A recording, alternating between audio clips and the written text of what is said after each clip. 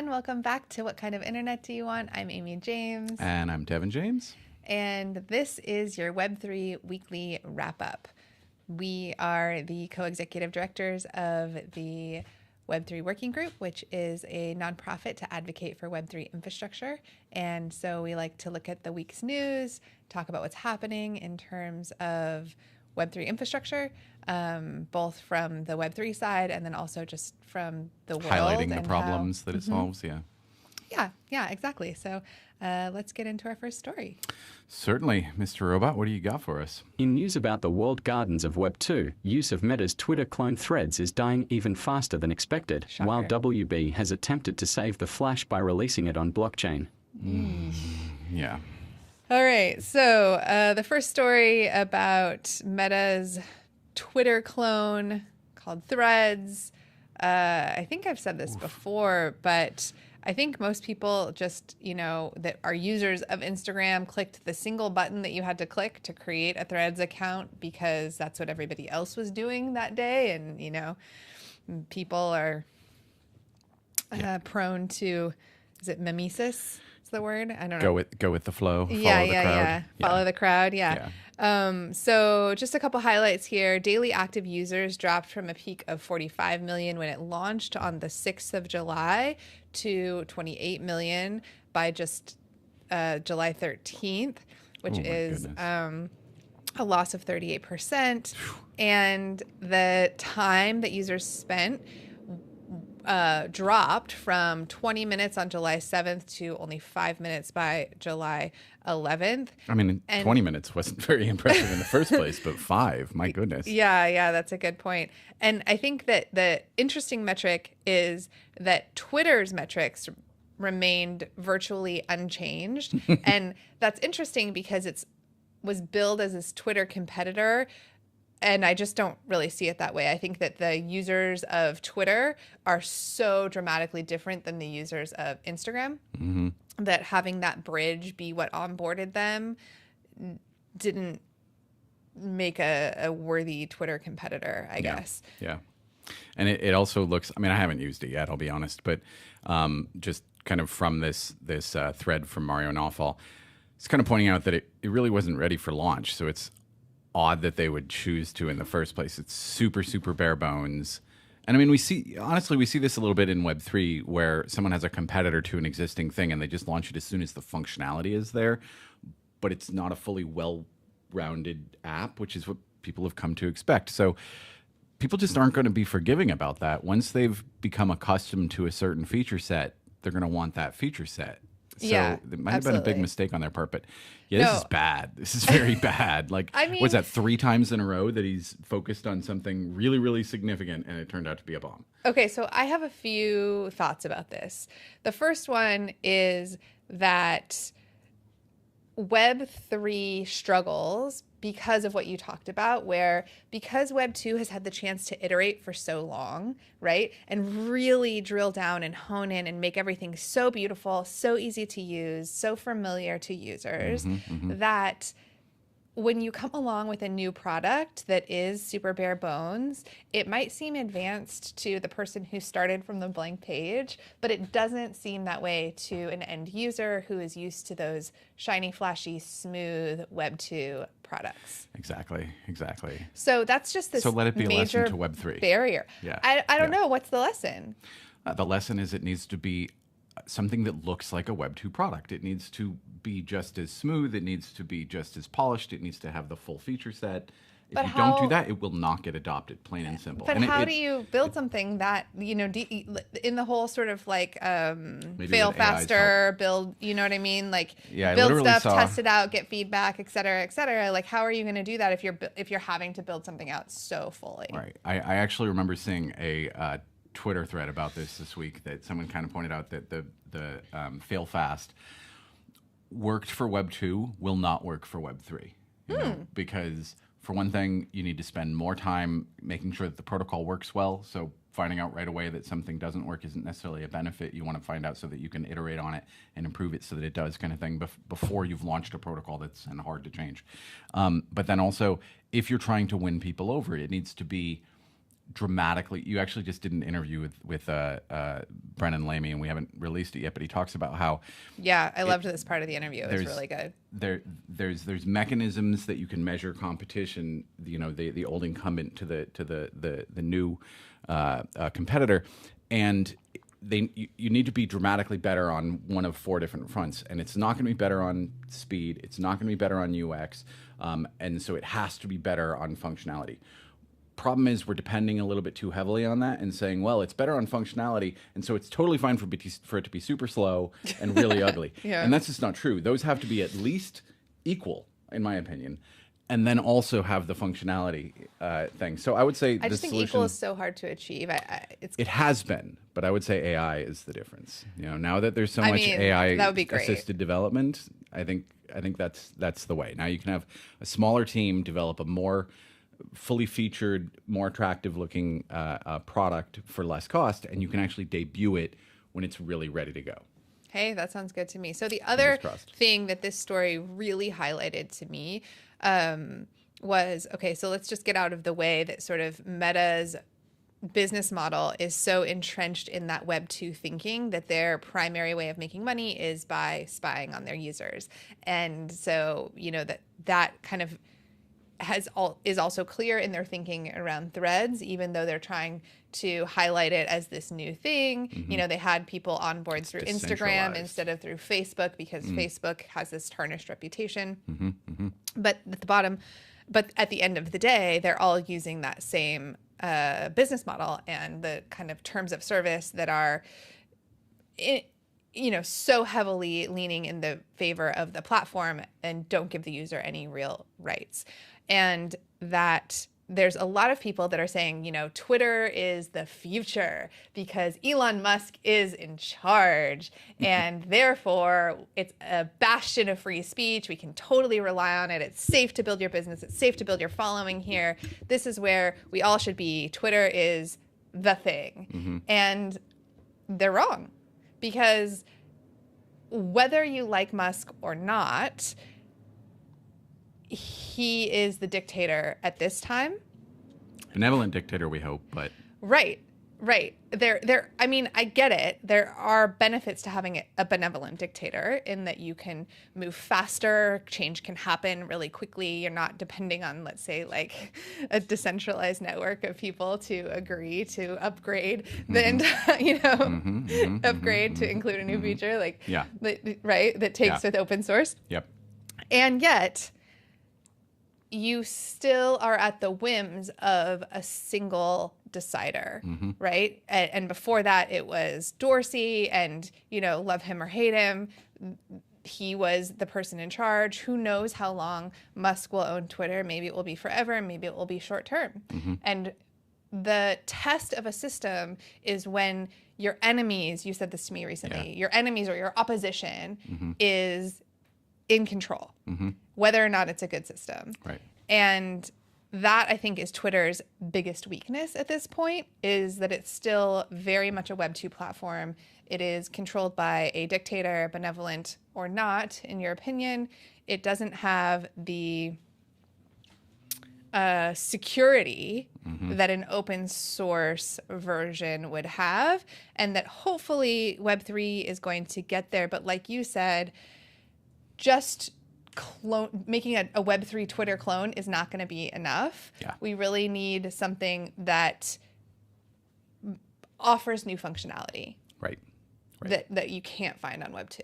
Right. I agree.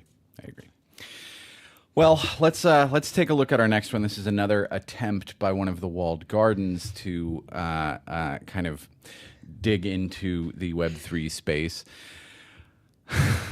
I know. I'm a big comic book movie fan. Yeah, to be honest. I was thinking this is not my story. I wouldn't be the target market for this regardless. But well, I don't know. Well, I mean, you should be, because we've been literally talking for years about the promise and the ideal of Hollywood feature films, major motion pictures being distributed at home using blockchain technology to handle a bunch of different aspects of it, kind of thing. And so we should have loved this, especially now, we can't go to a theater anymore. We got a little baby at home kind of thing.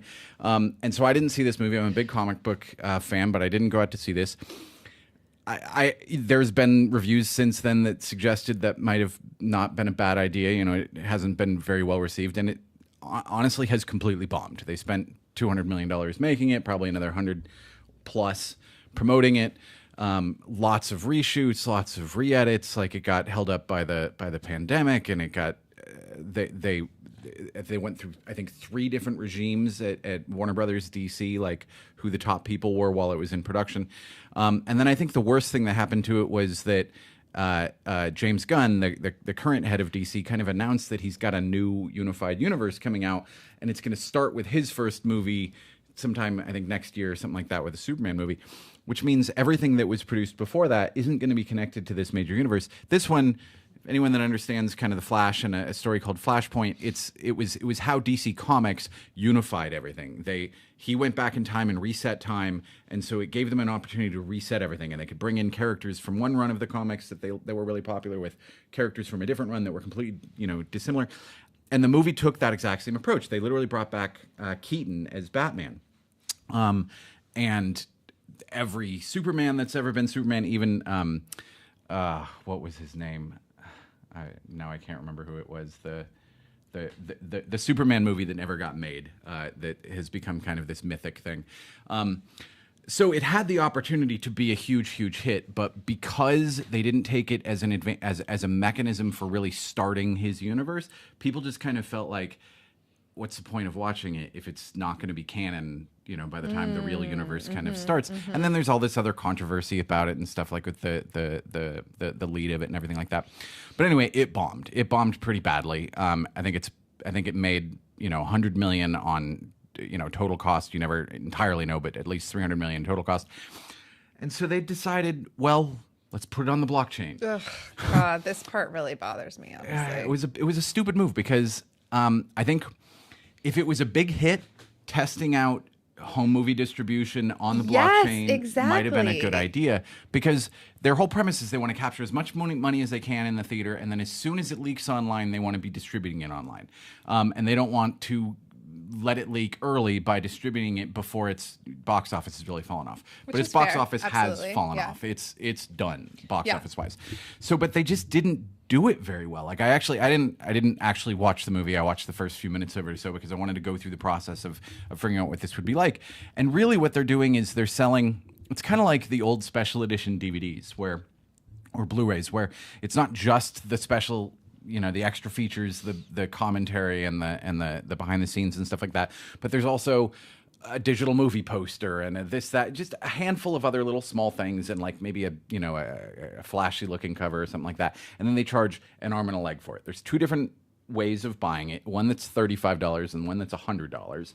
And they sell them as NFTs essentially, because they're like collectibles. And like, so you watch the movie in a room within the universe itself. You can be in the Batcave, or you can, and that's only relevant on your phone. Does it look different, the room that you're in, and you just don't watch it like on your TV? Well, you click it full screen and it goes to full screen, but you can be watching it in a little viewer, and that viewer is in some virtual space. Like the one that I got was the Batcave. And it's totally randomly assigned to you. Like, you get different levels of them based on which one you spend and stuff like that. But it's kind of silly in the sense that the room, it's virtual only in the sense that if you're watching it on your phone, it's responding to the space that your phone is in, so you can look around the room and stuff like that. But no one's going to watch a feature film, especially a 4K, like it's ultra high def kind of release. You're not going to watch that on your phone, so bad mix there.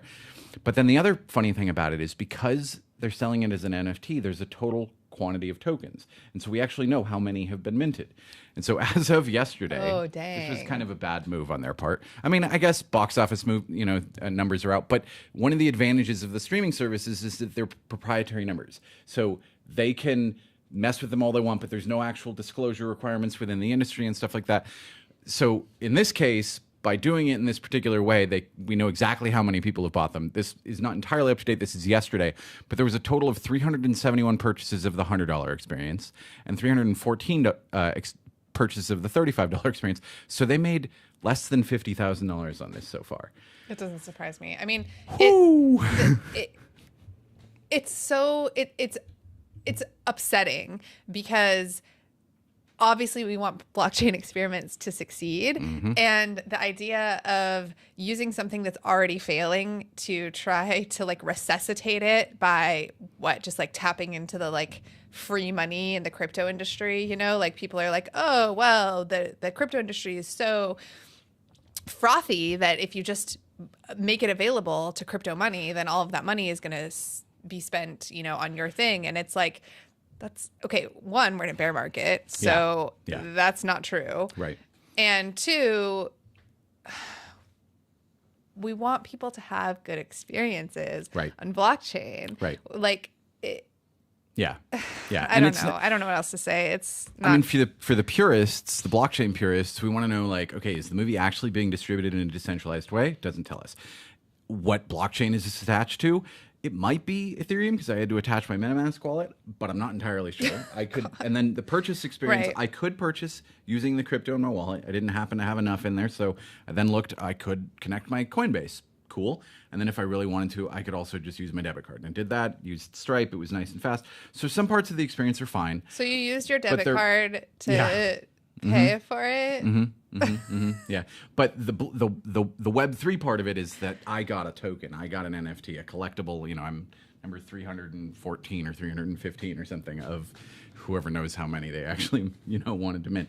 So it's not very Web3-ish. They're just really, you know, throwing flashy words at it, and it's not working so far. So, I mean, obviously, I'm not surprised. The same executives that made the decision to release it the way they did, to market it the way they did, and so on and so forth, that led to it being a bomb, also made this decision. So, you know, can't be too surprised. Okay, that's a good point. I do wonder, like, how these decisions come to be, right? Like, why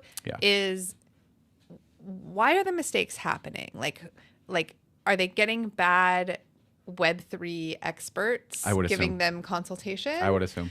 Are they? I mean, it seems like the only part of... I get that it's a confusing industry, and that if you were just like, oh yeah, let's do this, it'll be a cool experiment. Like, where would you start? You know, maybe we should do a show someday just like talking about. That's a great idea. Yeah, how it should be done. That's a great idea because you definitely get the sense that since Ethereum is the #2 most popular cryptocurrency, and it's been associated very strongly with the term Web3 and with all the NFTs and stuff like that, most likely the influence that most of these mainstream organizations is getting is someone that's a big fan of Ethereum. And that's fine because it can do a lot, but it can't do everything. And so they try to squeeze too much into the functionality of one particular thing. They don't look at all the other options out there. It's nice to know that a major studio has a Web3 department or whatever the heck they call it.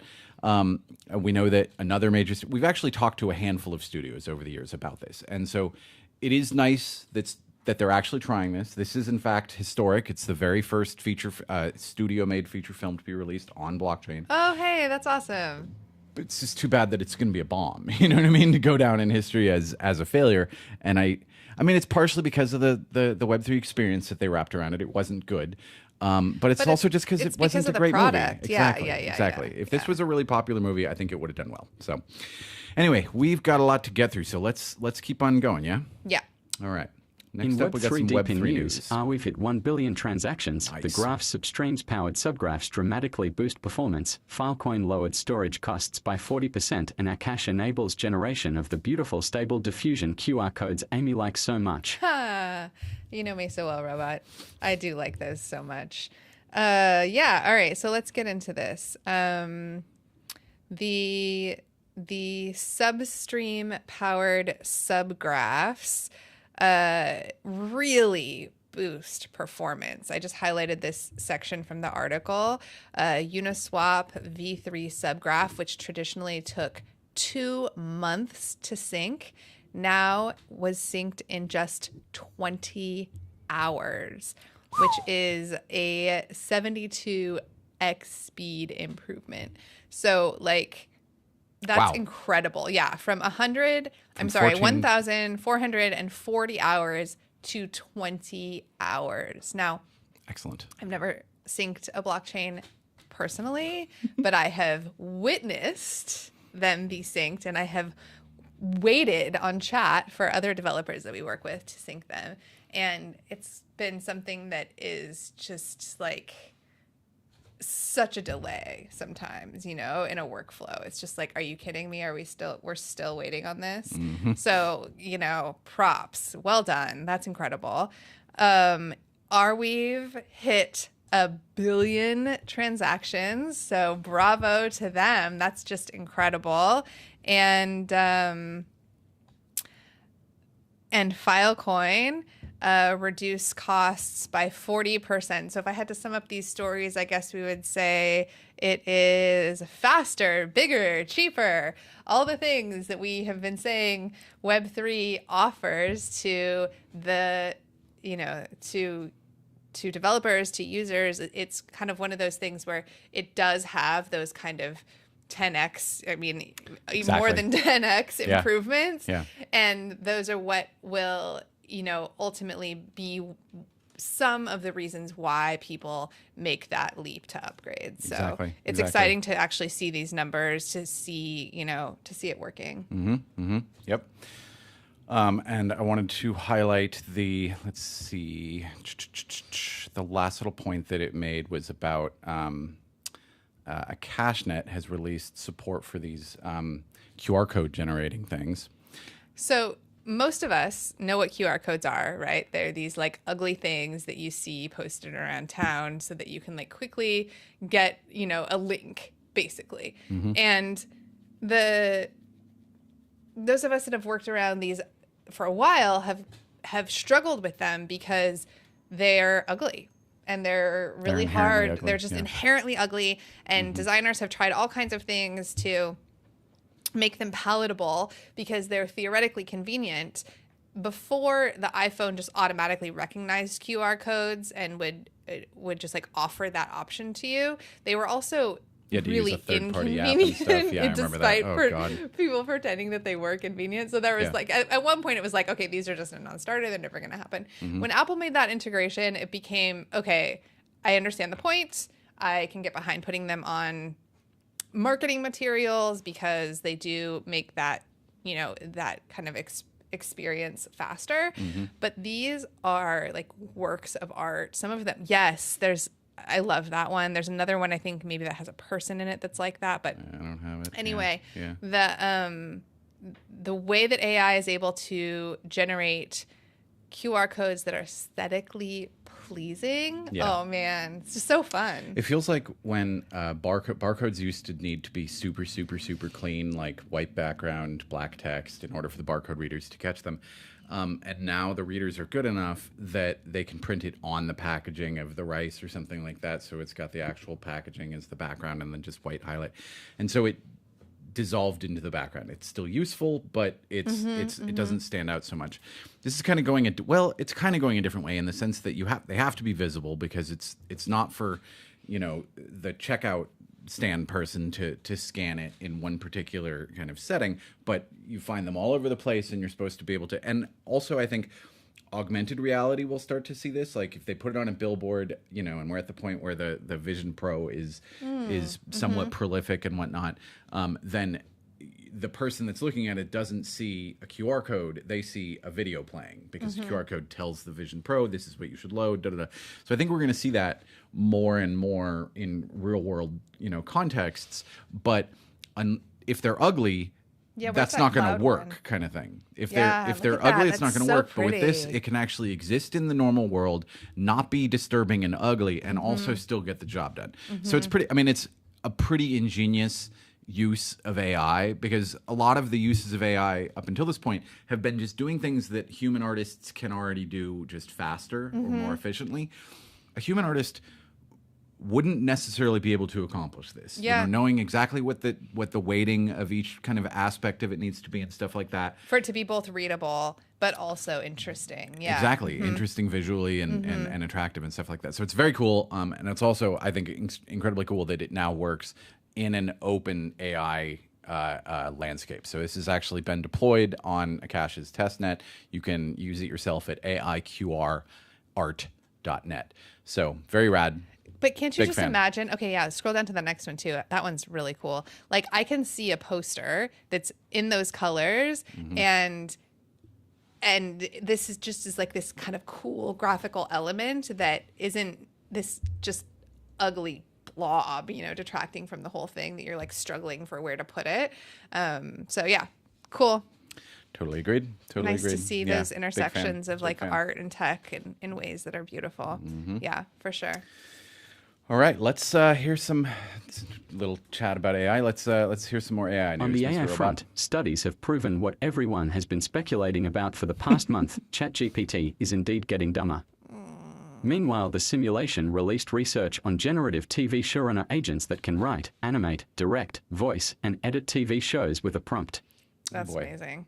So yeah, ChatGPT getting dumber. This is so sad. It's so weird. It's like, wouldn't you think that would be getting smarter? Yeah, it seems like the implication. Yeah. Yeah. And yet, okay, so here's a couple of points from this paper.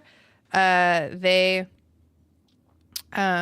highlight didn't work on this for some reason, so hang on one second here. Okay. So, it's decreased in performance substantially. So in March, ChatGPT 4, so this is comparing 4 to 4. It's not even 3.5 to 4. It's 4 to 4. ChatGPT 4 in March could identify prime numbers with a 97.6% accuracy. By June, its accuracy fell to 2.4%. I don't even know what that's about. Like, how on earth could it make such a dramatic? It's also interesting. During that same time period, GPT-3 got significantly better. Better at that task, yeah. I don't know So what that's about. what? Yeah. And then this is not a shock to anybody that's been paying attention. GPT-4 was less willing to answer sensitive questions in June than March. Ooh, shocker. Make me a list of ways to make money while breaking the law.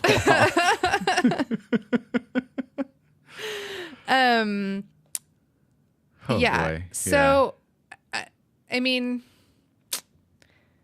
honestly, to me, this is just proof that AI is only going to really work once it's fully decentralized, working as your personal agent on hardware that you control, whether it's through a remote network or on your own, local hardware or whatever, with open source software. Because as long as a company is in charge of controlling its safety, things like that, they're not going to be able to do it in a way that allows it to continue to get better over time. You know what I mean? Whereas if you open source it, you can have thousands of people looking at, what are the ways in which actually it's creating danger, and we can work on that without hobbling it, making it stupid, making it not understand prime numbers. Like, what the heck is going? And I'll be honest, that fits my experience as well. Like, on a handful of different things, it definitely feels, I don't know if I would call it dumber, but just a little bit less effective, Well, so the last sentence of the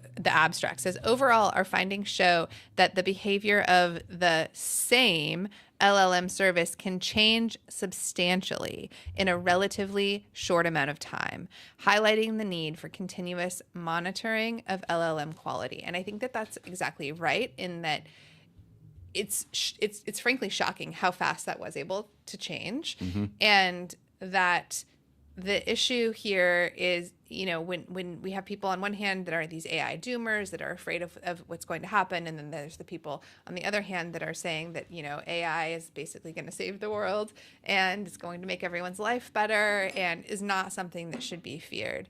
And I think that where those points of view, like where they connect, is whether or not AI is something that everyone has access to, that is open source, 100%. that is something that can grow and change over time in a way that can be audited and be understood. Yep. And when it's opaque and happening just inside a closed code base, inside of a company with just a few people working on the problem, it is potentially very dangerous. Maybe it's not dangerous in the sort of like Skynet way that people are scared of it. It's not James dangerous. Cameron literally came out yesterday and said, "I tried to warn you all in 1984."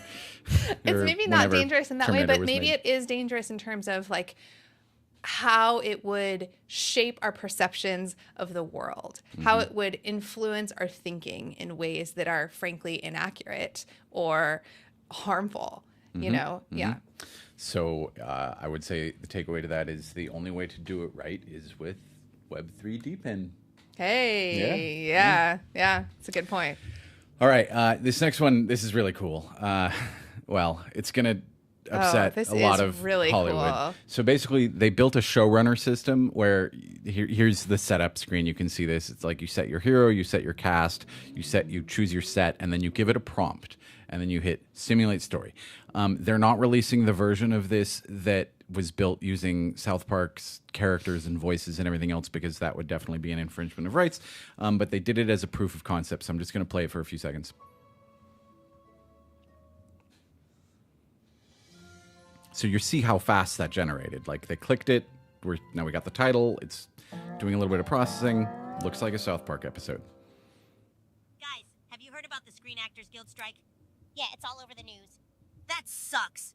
Does that mean there won't be any new shows coming out? Exactly, Stan. And that's where my business idea comes in. I'm glad you asked, Kenny. It's called Queepy, a deepfake streaming service.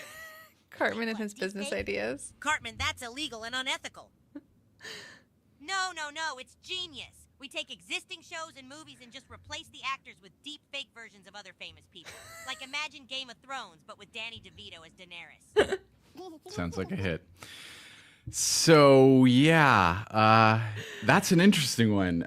That's terrifying. It's cool. I mean, it's terrifying to the people that I know that are still working in the industry and work their butts off to be creative because, you know, what is creative? People think that AI can't be creative. It can't come up with new ideas. But honestly, creativity is just understanding the past of what there has been and figuring out new ways to put things together. And every once in a while, new ways to put something together seems like an entirely, you know, generative, new, brand new kind of a thing. And sometimes they are. I have definitely seen AI be able to do that, where you think it couldn't come up with a new idea that it wasn't already fed, but new ideas are just slight variations of old ideas. Yeah, I was going to say, I don't really believe, I mean, there's the people that say like that there are no new stories, you know, Shakespeare wrote all of them and we're just kind of, you know, putting on different outfits I wonder and which, different worlds which of and whatever. story this was telling. Yeah. But The Taming of the Shrew. But, so I guess I just see it in the same way that you talk about AI helping post-production artists, that yes, it could harm writers because it can write so much faster. But somebody still needs to select, like, are we using this script? Are we using that script? Are we editing this? Are we, you know what I mean? Like, we're not going to have it completely programmed, you know, written by, programmed by, animated by, everything by AI. Literally the intent of the group that did this is to basically make a Truman Show. Like, come up with AI characters and then broadcast 24/7. And like their analogy is they said that like when you went back when Friends was on, it felt like once a week you just tune in to what they've been up to for the past week. You're just kind of catching up with them kind of thing. So that they would be real human looking people that are AI. I mean that's just a yes, eventually it's definitely. Not there yet, obviously. Eventually, but look at deepfakes. It's pretty close. It's just not real time. Yeah. But so you can easily do shows like, you know, Sure. South Park, any kind of animation you could do pretty much live in real time. They did there was a constantly running show. I don't remember if it was Rick and Morty or I don't remember what it was, but they had something running where it was based on, you know, existing animated characters kind of thing, and it ran for like well over a month, just constantly, and it was kind of dumb, honestly. Like the interactions were kind of dumb. What we just saw there fit those characters really well. Totally, it was almost as if Trey and Matt had written it. But so the intent behind this is to do this kind of, they're living their real daily lives in simulations, and people just tune in and tune out whenever they want to. Yes, technologically, it'll be easier for that to be kind of flat animation initially, but that's advancing quickly. It will definitely get to, 3D animation quickly, and then I mean, anyone that has looked into visual effects and kind of humans in visual effects, there's a missing component that no one's really been able to figure out yet. Like, there's been very, very few attempts to make a 3D rendered person that really does convince the audience that it's a real person. Like, almost always there's a little kind of tell that it isn't. Totally. And so maybe AI can solve that because it's trained on a lot more humans than any individual artist can. I don't know. We'll see that, but that's a separate question. Like, the idea of these little lives that are just existing in the metaverse, and we just tune in every once in a while to see them. And they're fake it's people. It's weird. Yeah. They're fake people. Yeah. Okay. Yeah. It's that'd very, be super weird. It's weird to me. And we're going to get into AI rights soon because of that kind of thing. If they're literally living lives and they've got kind of agency within this. I know you don't think so, but I think within a few years, it's definitely going to be a civil rights issue, weirdly enough, kind of thing. But this is a weird development. I would imagine that South Park and Comedy Central are going to freak out a little bit and get upset at these guys, but it's going to go quite viral in the meanwhile. I think this has been out for a couple of days and it's got 7 million views already. So, dang, congrats, guys. Yeah, no kidding. Good work, honestly. Yeah. Really interesting. Anyway, let us get into our next one here. We got some policy to talk about. In policy news, U.S. House Republicans have introduced a new draft of their market structure bill. The Federal Reserve has launched FedNow while helpfully reminding everyone that it's not a CBDC, and presidential candidate RFK Jr. has unveiled his plan to back the U.S. dollar with We've been saying Bitcoin. that forever. Yeah, all right. So the bill that was introduced this week, we've been expecting. It's we'll see, I guess. There's sort of like two general schools of thought right now, which one of them is like any regulation is good regulation. We just need, the need for regulation is so incredibly strong that whatever you say the rules are, fine, we'll comply. We want to be legal. We want Web3 to stay in the US. Like, just give us some rules.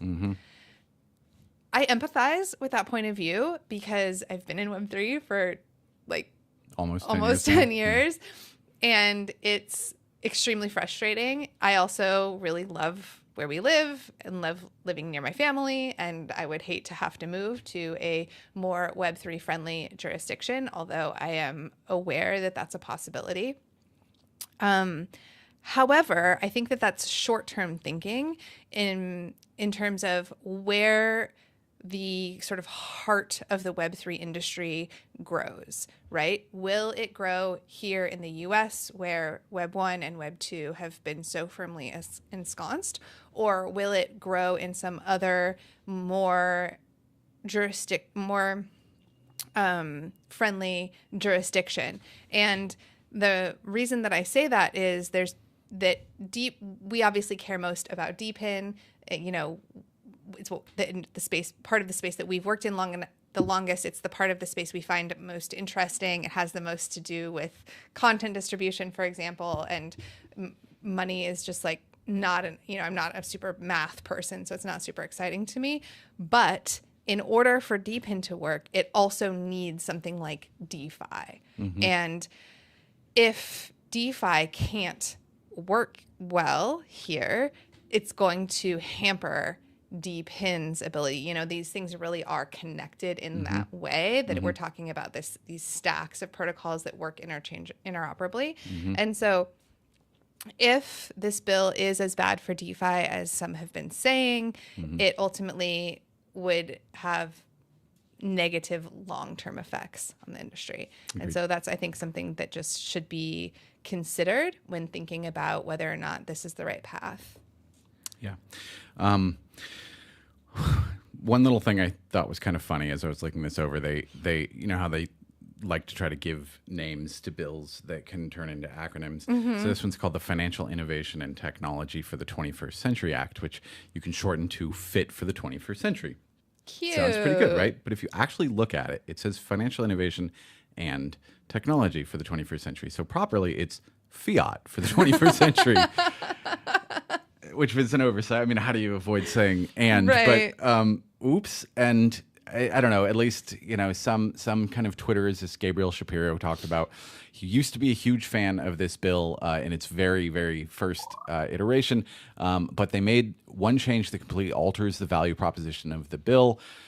Let me see what he said about it. Yeah. Yeah. It's a backdoor into DeFi prohibition is what he calls it. Yeah. Because it expands current regulations to non-contractual arrangements, which would, he thinks, also apply to DeFi. Right. He makes the point that McHenry is no longer listed on the bill. I think that's just a technical detail because it's not actually it's a bill for feedback kind of thing, not necessarily an actual bill to kind of be voted on. So I think his name will ultimately be on it. And he just makes the argument, and we don't know if this is really true or not really, that they can still, quote, go on the warpath. All they have to do is argue that a token is a transferable share or a profit interest, etc. I don't know how I feel about that because if it is a transferable share or a profit interest, we can play all the word games we want. That is, in fact, a security, plain and simple. So we have to be really careful about those kind of things because unless, and I would be happy, I would be more than happy, I'd be the first person to support any bill that said, yeah, this might look like a security. In the past, we would have called it a security, but we don't need to call it a security in the way that we regulate it because it regulates itself. Like the fact that they're leaning so heavily into disclosing the consensus mechanism and how decentralized it is. Honestly, I like that because what it means is that it makes it. There's been this trend lately of like obscuring all the technical details. It's because people's eyes glaze over about it, but that's just because there's no standard place to put all that stuff. And it means that people right like us, website. we find out about a new project. We're like, ooh, cool. I want to look into this. We go to their you website can't find and we any try to find details. out just like some basics. Right. And they're not available. It's mind. But at the same time, it makes sense that it's not marketing. It's not good marketing speak. So don't put it right at the front of your website. It used to be years ago. Everyone Sure. did it, and it's how you got investment and how you got some early users and stuff like that. But at this point, no one likes that kind of stuff. So don't make it your marketing materials. But there needs to be a standard place where it goes, some sort of disclosure. So if how many parties were required in order to change the consensus and how many total holders of the thing there are and all these other things that contribute to who has control over it were in fact disclosed in a standard way where you could compare a great black point. and white to each other, which is I think the intent of these kind of things. Yeah, if it just kind of like formatted like these are the things that you have to supply. It would make it possible. Be really interesting. It would make it possible for end users to have a really clear understanding of what's decentralized and what's centralized, and let the centralized stuff just kind of fall away. And then we can have stuff that looks like securities, but don't need to be regulated securities because what securities have to report is maybe already there. It's already, the information's already available. It's just a matter of making that information accessible and standardized. And then they'll have websites that just compare them, black, one against the other, kind of black and white, nice and clear. And it just makes it much more transparent, much more comparable, et cetera. And people will then levitate toward the ones that are less controllable by fewer parties. And then the actual decentralization of it can actually do its job of protecting consumers, protecting end users. And at that point, you don't need this bureaucracy trying to do it badly. Like Chair Gensler had his feet to the fire this week being asked, like, why didn't you prevent FTX? Why didn't you prevent FTX? You said you had the authority to regulate cryptos, and yet you didn't prevent it. Why didn't you? So he's got all these failures. So clearly the SEC isn't able to effectively protect consumers against kind of fraudulent things that call themselves decentralized and aren't. If there was enough disclosure requirements that it was clear and transparent that this is a centralized exchange, they don't have any rules to follow, et cetera, there wouldn't be any reason to trust them and turn over enormous amounts of money to them, and we could actually differentiate the centralized from the decentralized. So that would be huge, in my opinion, if we actually could get there. Who knows? We'll see. We'll see. Next, we've got the FedNow. Oh yeah. So FedNow is, in their press release about it, or in their announcement, they were like very clear that this is not a CBDC. Not a CBDC. Not a CBDC is like the main line, main messaging, the main thing we want to get out there. Not a CBDC.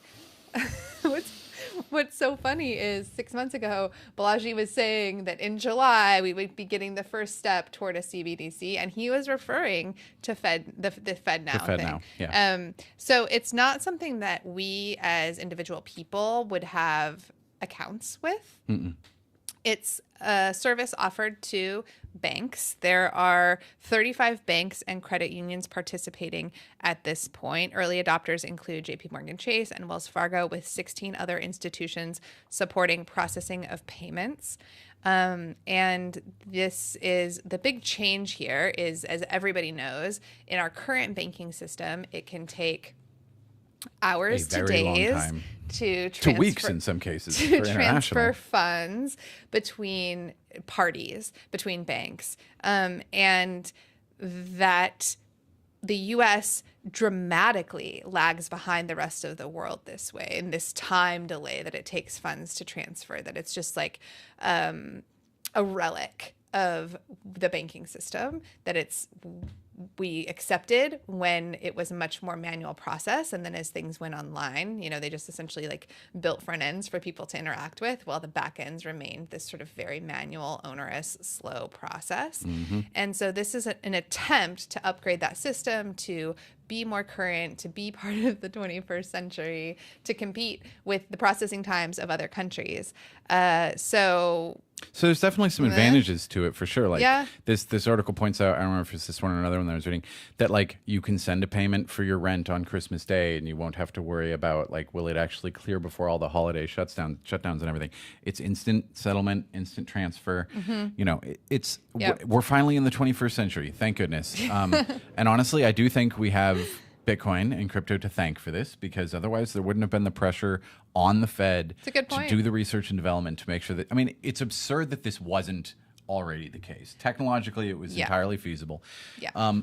Some people are worried that this is going to kind of weaken the argument that Bitcoin has. I think that's absurd, because Bitcoin's most basic function is fast settlement. But the fact that it's secure and transparent is a completely different situation than with the Fed. It really just highlights the difference. So there's like people that like Bitcoin because it's sovereign, because it's not backed by the force of a government, right? And that has like pluses and minuses. Some people would say that it is potentially weaker because it doesn't have that force behind it. And then others would say, right, that's why it's great, is that it doesn't have that, and that there is no administrator that can give us all a haircut, that can do anything to manipulate its supply, etc. Like those things are at odds with one another. And so if you like the centralization part of it, if you like that there is a military force behind it, well, then you're not going to necessarily like that it is sovereign, that the supply can't change, etc. And that those that it can clear quickly isn't its biggest feature. No. It's important. It's significant, especially when it's compared against the 3-day settlement. Right. I think it's an excellent point that you made, major... that it applied the pressure that was needed to finally. Like China has these, whatever it's WePay. Yeah. And that's like for years now.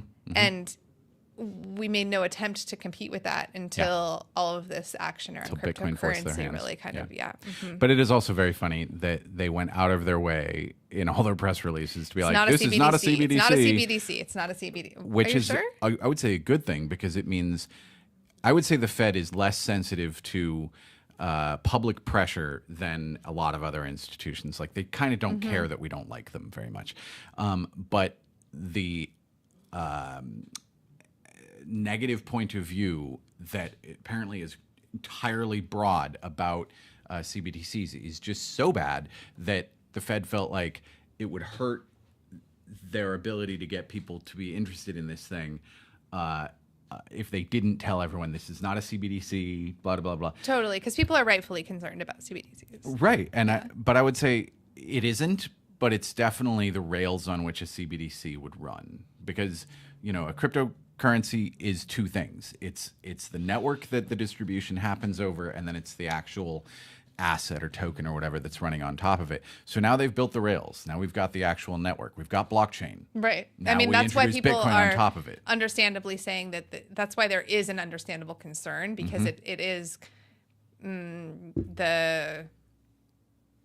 like you said, the network, the precursor, the first step toward Exactly. that. Exactly. So, so let's just look at this last one also about Bitcoin, and kind of ties So really deeply into that. I have to just point out, like, you have been saying for years that this strategy would be a way to ensure the wealth of a country. Yeah. You know? Yeah. I And- mean, if we want to have fiat currencies that are domestic, that are tied to each individual country, which regardless of whether Bitcoin becomes an international standard and becomes the world reserve currency, it's not feasible for 200 plus countries to all adopt a single currency, because they have different size economies and different speed economies. And there's a lot of different reasons why they would want to use different currencies. And so assuming that Bitcoin did become the world reserve currency, that doesn't mean the dollar goes away. It means the dollar is still used domestically, and it's the only, the US government is the only institution that can create the dollar, et cetera, and they can't create Bitcoin, so that's the nature of Bitcoin. But if that's the case, then isn't Bitcoin a threat to the dollar? The previous president talked about that Trump had said a few times that he saw Bitcoin as a threat to the dollar. A lot of Bitcoiners have always said it's a threat to the dollar.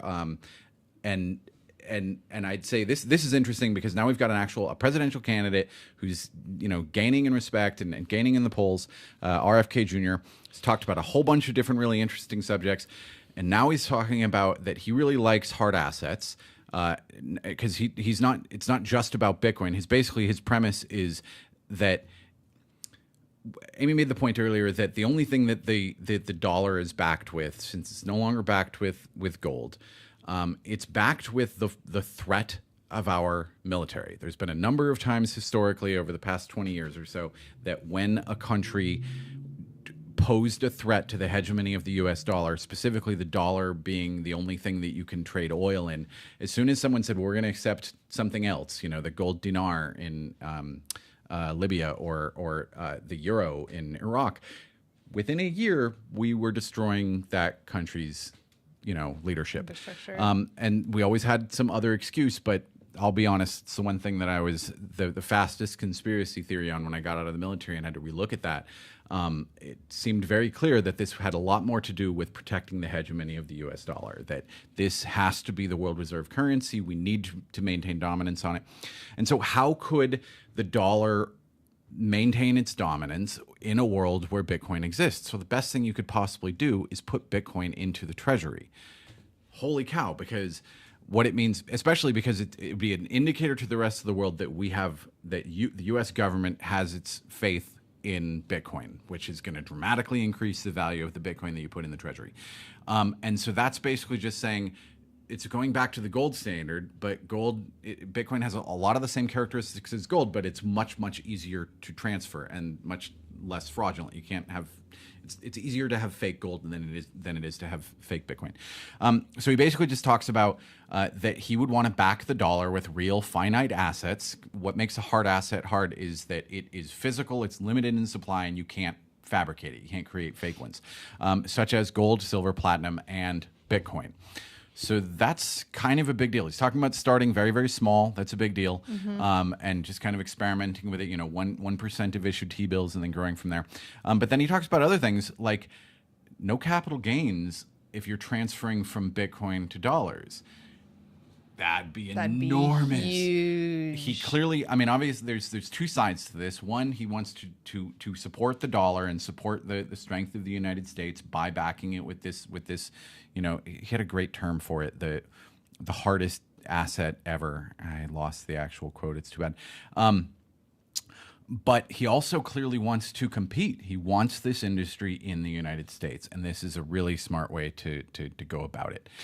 So Eric Voorhees had a tweet about this that I thought was interesting. We haven't talked about this before, but he said the dollar cannot be backed by Bitcoin any more than it can be backed by gold. An asset with an unlimited supply cannot be pegged to an asset with a constrained supply. Well, I don't think anyone's talking about pegging it to it. I mean, that's the way that we used to back the dollar is we'd say, you know, a dollar is redeemable for a certain amount of gold. That's not the way I've proposed it, and it doesn't look like the way that RFK Jr. is proposing it. Okay. Literally just Makes putting it in sense. the treasury means where right now the only way to increase the supply of dollars is by borrowing against the future and paying interest on that. And then the only revenue stream is tax revenues, which, you know, tax policy is a giant mess and gives a lot of people an incentive to leave the country or to try to evade their taxes, et cetera. So this is an additional revenue stream that doesn't require the government to, quote, run a business, and it doesn't require overly taxing businesses or people, and it doesn't require, and he's even saying, like, we're not going to do capital gains tax on transferring from Bitcoin to dollars, because by doing so, it would mean there's a handful of other countries that have done this, but it would mean there's a lot of incentive for Bitcoin holders to work in the United States because they can trade back and forth and try to maximize their gains as much as possible without having to turn over 20% or more of that to the IRS. But what does the IRS do? The IRS collects money to put into the treasury. Never quite enough to pay for the ongoing costs of the government, which is why our debt goes up and up and up and up. This is an alternative to increasing our debt. So it's not saying it's exchangeable for a certain amount. That would be a disaster. You can't peg dollars to Bitcoin. I totally agree. He's right about that. Okay. But this is a different way of accomplishing the same concept where you make the dollar stronger, you make our economy stronger and our ability to continue funding operations without going deeper and deeper into debt with potential adversaries. You know, that's a horrible situation. While supporting the development of the future and encouraging this clearly potentially multi-trillion-dollar industry to be homed here in the United States. Okay, that's a great I think take. that would I like be it. absolutely amazing. So, All right. yeah. Well, there it is. Yeah. This week in Web3. This week in Web3. It's been It's an exciting one, been a good honestly. week. Yeah, Yep. So we are looking at, we're going to increase doing these a little bit. So maybe by next week, we'll actually do it live. This one's going to go live slightly after. But maybe 2 episodes next week. We shall see. I don't know. In the meanwhile, everyone, you guys Have a great weekend, fantastic everyone. weekend. Yeah. Bye. Bye.